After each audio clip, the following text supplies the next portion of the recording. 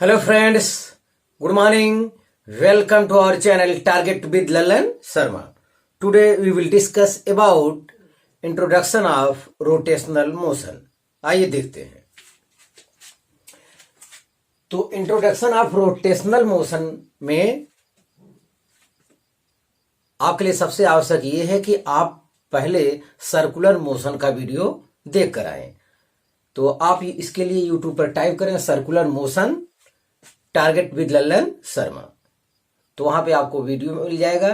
तो 2 वीडियो आप जरूर देख लीजिए, तब जाके रोटेशनल मोशन पर आइए।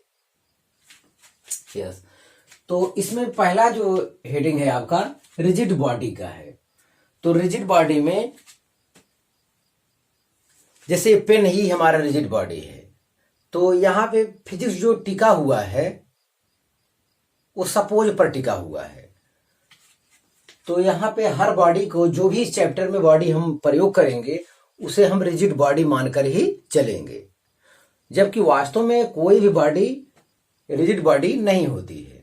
रिजिड बॉडी मतलब जब किसी ऑब्जेक्ट पर हम एक्सटर्नल फोर्स लगाएं तो उनके पार्टिकल के बीच कोई डिस्प्लेसमेंट न हो।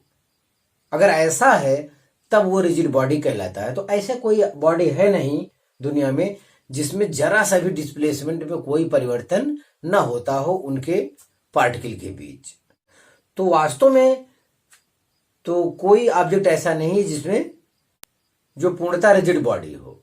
यस, तो देखिए definition, if an external force applied to a body does not produce any displacement of the particles of the body relative to each other, then body is called rigid body. Yes, तो जब किसी body पर external force लगाया जाए और उसके particle के बीच displacement में कोई परिवर्तन ना हो तो ऐसी बॉडी को रिजिड बॉडी कहा जाता है। यस, तो ये डिफिनेशन है पहला हेडिंग। अब इस चैप्टर में दूसरा हेडिंग आपका है motion of A rigid body. तो कितने टाइप का यहाँ पे मोशन होता है?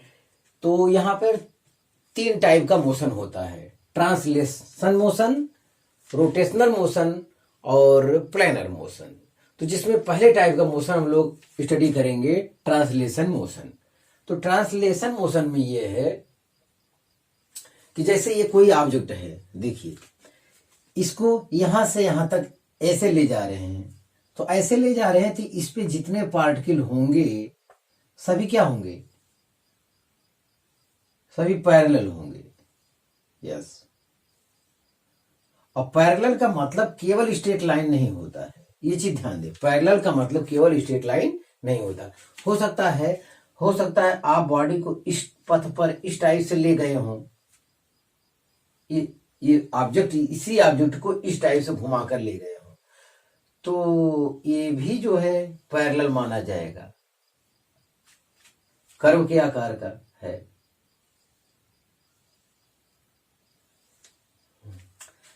तो ये जरूरी नहीं है कि पैरेलल में स्ट्रेट लाइन ही हो, कर्व जैसे शेप में भी है, तब भी वो क्या है? तभी वो ट्रांसलेशन मोशन कहलाता है। यस, तो बस यही इतनी बात आपको यहां पे जानना है।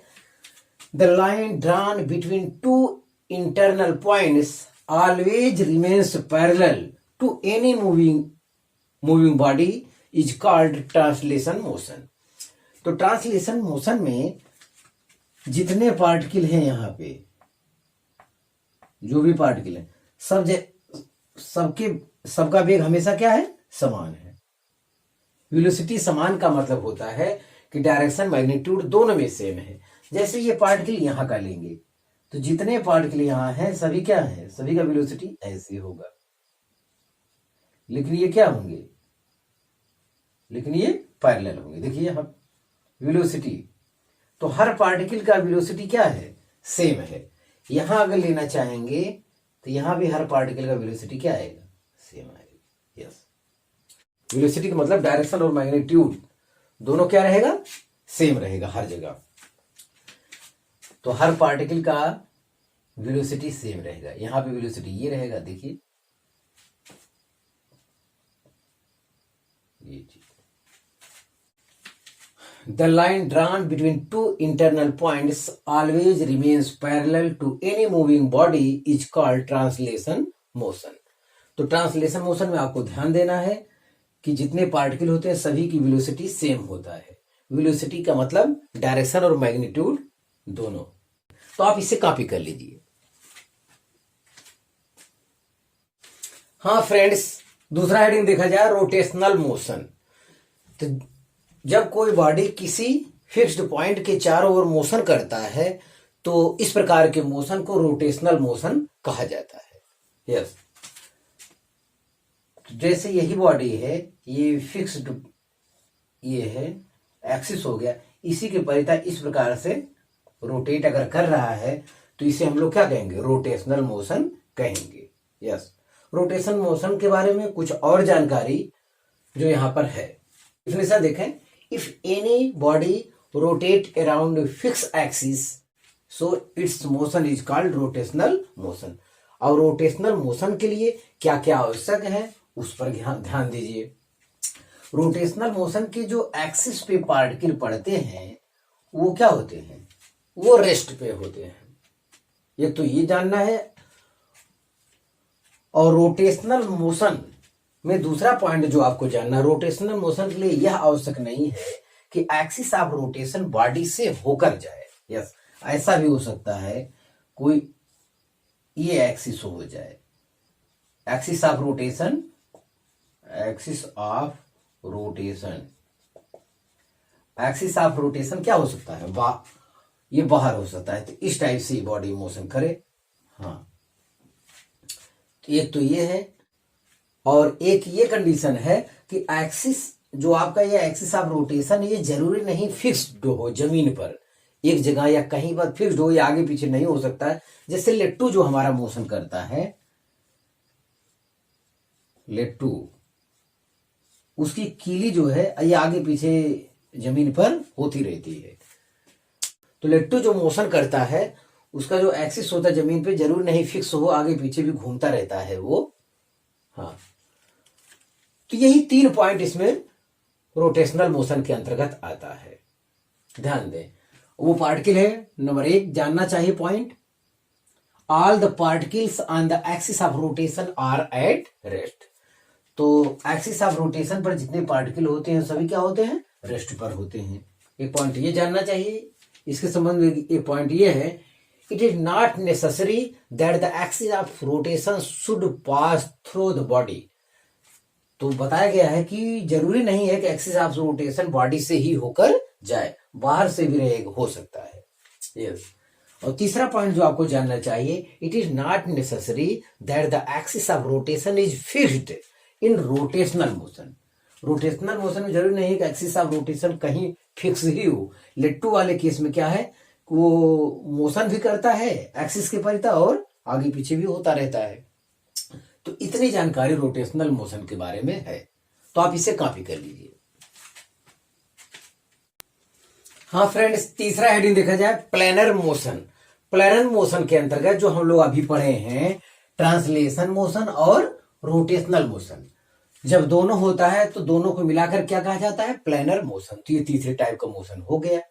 ट्रांसलेशन मोशन में वो आगे बढ़ता है और रोटेशनल मोशन के अंतर्गत वो अपने एक्सिस पे रोटेट करता है। तो ये जमीन पर जब कोई व्हील है वगैरह है, जमीन पर आगे बढ़ता है तो वहां पर ये प्लेनर मोशन होता है। यस, तो इसे रोलिंग मोशन कहा जाता है, रोलिंग मोशन भी कहा जाता है। तो एक केस यहां पर है for pure rolling motion. Pure rolling motion, कोई व्हील है जमीन पर ये चल रहा है, प्योर रोलिंग मोशन मतलब ये बिना फिसले आगे बढ़ रहा है, बिना स्लिप किए आगे बढ़ रहा है। तो ऐसे केस में जो पॉइंट जमीन से टच होता है उसकी वेलोसिटी 0 होती है, और जो सेंटर पे होता है उसकी वेलोसिटी जो है, सेंटर ऑफ मास की जो वेलोसिटी है वो है, और उसका दुगना शेष होता है यहाँ पर हाईएस्ट पॉइंट पे सेंटर ऑफ मास की वेलोसिटी का वहां दुगना होता है। तो ये प्योर रोलिंग मोशन के केस में ये चीज होता है, आपको जानना चाहिए। बहरहाल रोलिंग का कॉन्सेप्ट आगे और विस्तृत पढ़ा जाएगा। यस, तो आप इसे कॉपी कर लीजिए। हाँ फ्रेंड्स, अगला हेडिंग देखा जाए, kinematics of rotational motion. Yes, तो जो उसमें प्रयोग होगा वो हम बता दे रहे हैं। आपसे पहले हम बता चुके हैं कि आप सर्कुलर मोशन का कम से कम 2 वीडियो जरूर देख लीजिए।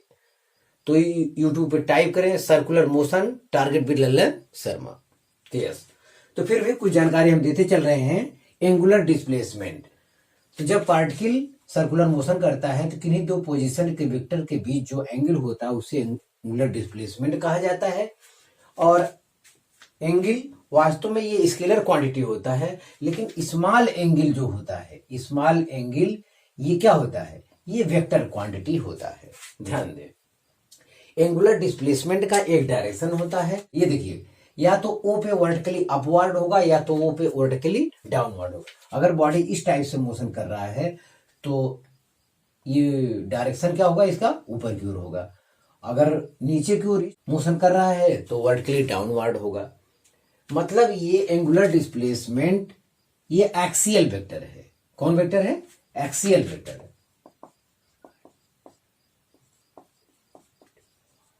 तो ये आपको जानना चाहिए, ये एक्सियल वेक्टर है, तो इसका डायरेक्शन इस टाइप से रहेगा यहां पे। हाँ, दूसरा जो पॉइंट आपको जानना चाहिए, angular velocity, rate of change of angular displacement is called angular velocity. तो एंगुलर वेलोसिटी को ओमेगा से डिनोट किया जाता है। ये ओमेगा एवरेज अगर आपको चाहिए, एवरेज के लिए delta theta upon delta T ये होता है। और ओमेगा इंस्टेंट, किसी क्षण पर एंगुलर वेलोसिटी चाहिए तो ऐसे केस में D theta upon D T होता है। इतना इसके बारे में जानना चाहिए। ये भी एक्सियल वेक्टर होता है। एक्सियल वेक्टर में ये भी एक्सिस पर वर्क करता है।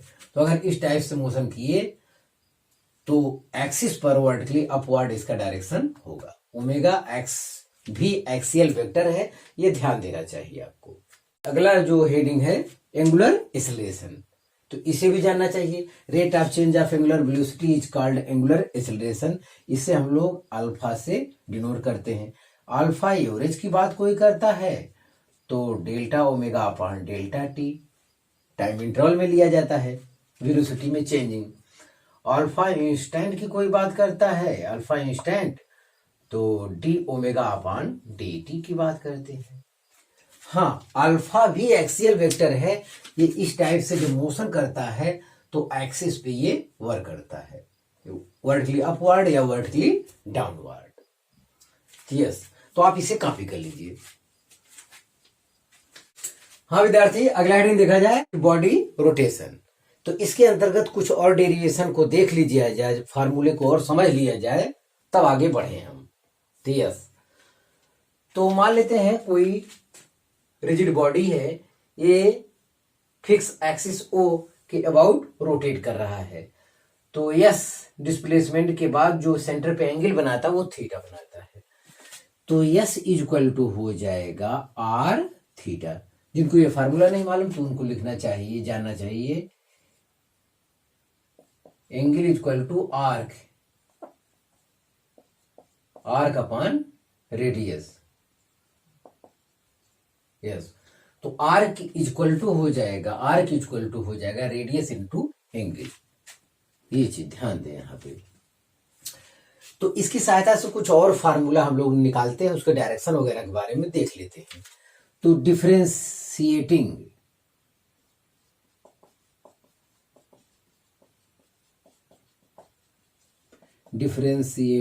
इट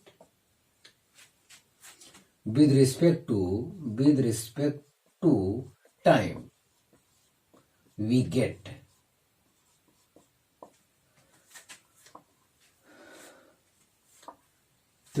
इसका टाइम के सापेक्ष डिफरेंशिएशन कीजिए तो ये हो जाएगा ds upon D t equal to r, तो कांस्टेंट है, रेडियस तो बदलने वाला नहीं इस पार्टिकल का। यस, तो r d theta upon D T. Yes, rate of change of displacement is called linear velocity. तो ये आपका v हो जाएगा, ये r है। और rate of change of angular displacement is called angular velocity. तो ये हो जाएगा ओमेगा। तो मैग्नीट्यूड में तो ये रिलेशन होगा आपका। यस, हाँ, इन वेक्टर फॉर्म ये समझने वाली बात है। इन वेक्टर फॉर्म में ये लिखा जाता है vector v equal to omega cross r। तो ये चीज आपको ध्यान देना है, ओमेगा क्रॉस r। तो ओमेगा तो ये होगा, यस, ओमेगा इस एक्सिस पे कार्य करेगा ऊपर की ओर, अगर आपको दिख रहा है तो ओमेगा इस एक्सिस पे, ओमेगा क्रॉस r। तो ये ओमेगा और इसका r के साथ क्रॉस कर देंगे। तो जब ओमेगा क्रॉस r करेंगे, देखिए ओमेगा क्रॉस r करेंगे तो ये स्पर्श रेखीय होता है। कहीं भी आप इस टाइप से देखें, ओमेगा तो आपका एक्सिस पे इस टाइप से कार्य कर रहा है और ये r है, तो ये ओमेगा ऊपर की तरफ और इधर, तो ओमेगा क्रॉस r करेंगे तो थंब इस डायरेक्शन में वर्क करता है। तो ये आपका हो गया लीनियर वेलोसिटी, यस। तो ये चीज आपको ध्यान देना चाहिए। तो ये चीज सत्य है, r क्रॉस ओमेगा गलत है, वेक्टर फॉर्म में इसे ध्यान दें। हाँ, इसकी सहायता से v equal to r omega इस चैप्टर में जानना चाहिए। इसकी सहायता से आगे और फार्मूला हम निकाल सकते हैं।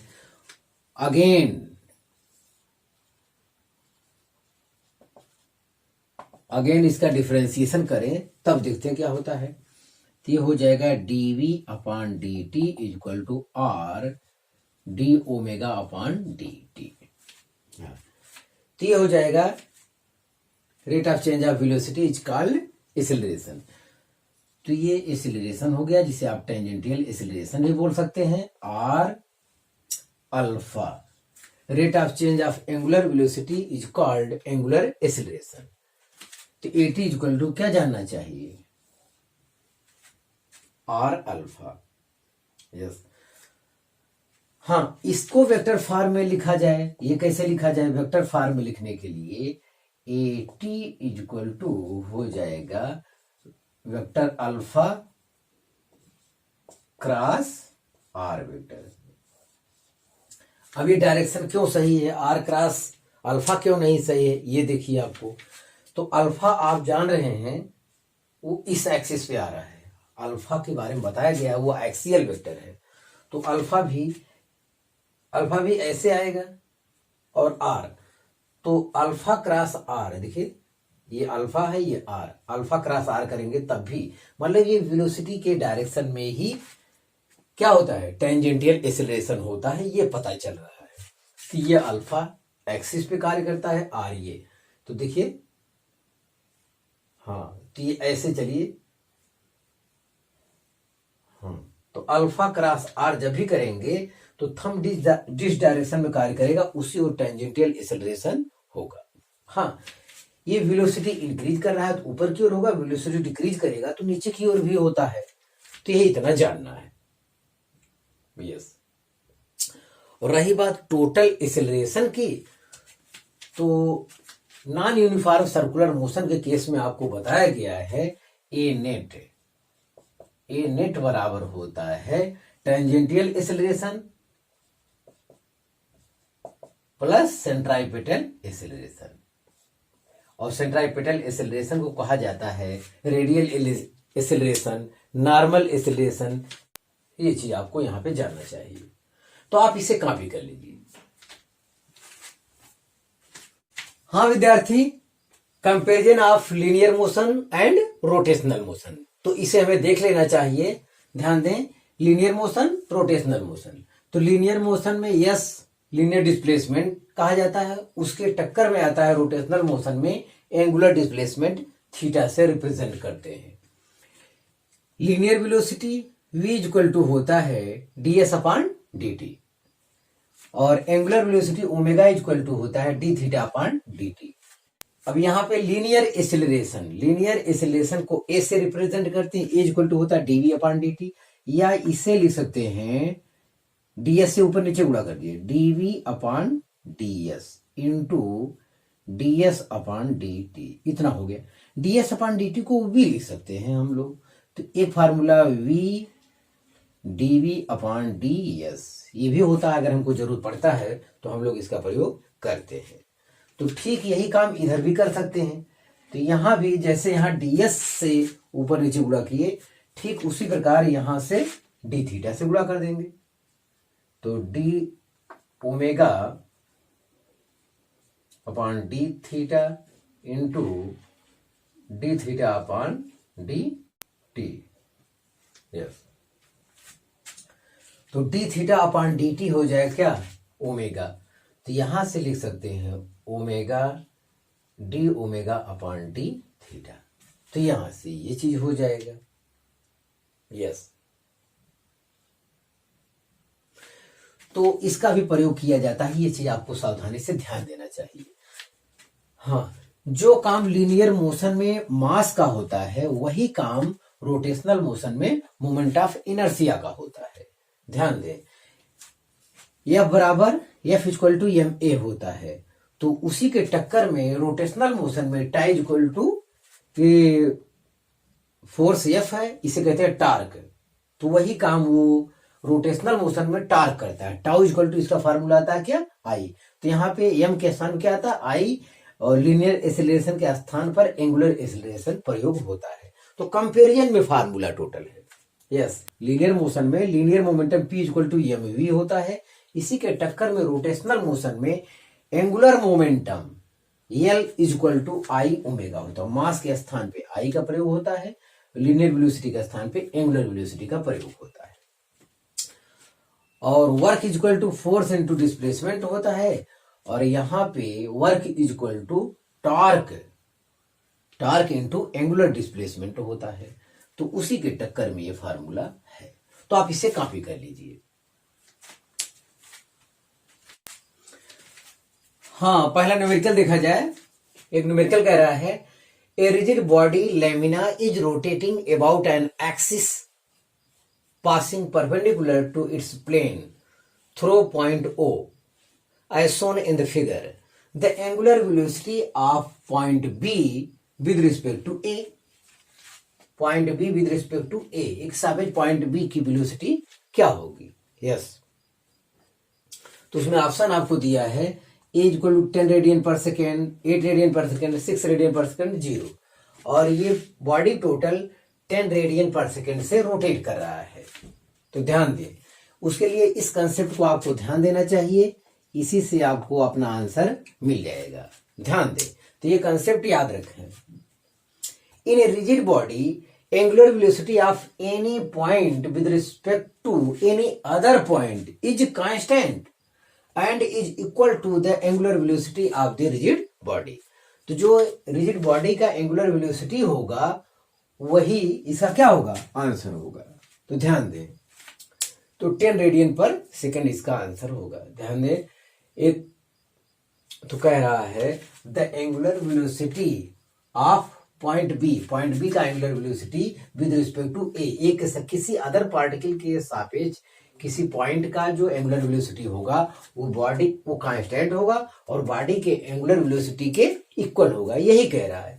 तो इक्वल होगा, ये कॉन्सेप्ट है, आप इसे दिमाग में रखिए, ये इसका आंसर भी है। तो इस दशा में तो ऑप्शन ए इज करेक्ट। तो आप इसे कॉपी कर लीजिए। हाँ फ्रेंड्स, लास्ट सवाल देखा जाए आज का। ए particle P is moving in R radius circle from uniform speed V। The ratio of angular velocity of particle P about A and C is, ये रेशियो दिया हुआ है। तो मतलब कोई पार्टिकल P है जो यूनिफॉर्म स्पीड से मोशन कर रहा है V से। यस, तो B से P पे पहुंचा है। इस दशा में सेंटर पर जो एंगल बनाता है वो थीटा C है, और यहाँ पे जो A पर एंगल बनाता है वो थीटा A है। कह रहा है A और C पर एंगुलर वेलोसिटी का रेशियो बताइए। रेशियो कितना होगा ये बताना है आपको। तो ध्यान दिया जाए, हम लोग जो ओमेगा के बारे में जानते हैं, D theta upon D T जानते हैं। अगर बात ए की करते हैं तो यही चीज ओमेगा ए बराबर क्या हो जाएगा, थीटा ए अपॉन मान लेते हैं टाइम कितना लगा होगा, बी से पी पे पहुंचने पर इतना लगा होगा। अब इसी प्रकार सी के लिए लिख लेते हैं, omega c equal to theta c upon t. Equation 2 मान लेते हैं इसे, डिवाइडिंग इक्वेशन 1 बाई इक्वेशन 2। अब देखते हैं 1 से 2 में भाग देना, 1 में 2 से भाग देना है, तो ये हो जाएगा omega a upon omega c is equal to, ये अपान ये करना है, टाइम टाइम कैंसिल हो जाएगा, तो ये हो जाएगा थीटा ए अपान थीटा सी। एक थ्योरम आप पढ़े होंगे हाई स्कूल में कि किसी आर्क द्वारा जो सेंटर पर एंगल बनता है उस सर्कमफ्रेंस के एंगल का 2 टाइम्स होता है। अगर यहाँ 30 डिग्री है तो यहाँ पे कितना हो जाएगा, 60 डिग्री हो जाएगा। ये कंसेप्ट होता है। और ये आर्क वही है पीबी, सेम आर्क के लिए सेंटर पर जो एंगल बनता है वो सर्कमफ्रेंस वाले के एंगल का 2 टाइम्स होता है। तो वही कॉन्सेप्ट यहां प्रयोग करेंगे, तब जाके ये प्रॉब्लम सॉल्व होगा। तो थीटा ए रहने दीजिए और थीटा सी के स्थान में लिख सकते हैं 2 थीटा ए। तो यहां थीटा ए कैंसिल हो जाएगा, तो omega a is to omega c is equal to, yes, option b is correct. तो आप इसे कॉपी कर लीजिए। हाँ विद्यार्थी, आज बस इतना ही। आप मेहनत से पढ़ाई करते रहें। All the very best.